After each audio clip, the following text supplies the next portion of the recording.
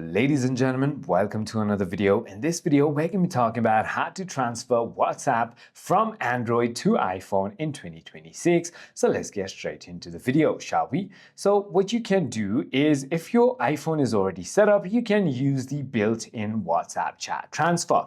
What you need to do is simply go ahead and open your WhatsApp on your Android device. I'm currently doing it on an iPhone just to go ahead and show it to you. Simply tap on the U tab on the bottom right-hand side of your screen. This is where you can simply go to your chats, and this is where you can simply go ahead and click on transfer chat history. As you can see, there are two options: transfer to iPhone, transfer to Android. If you're on an Android device, click on transfer to iPhone, which should go ahead and fix your problem. All you need to do is simply go ahead and tap on that button, and once you do that, you want to simply go ahead and have both of the applications or both of the phones connected to the same Wi-Fi.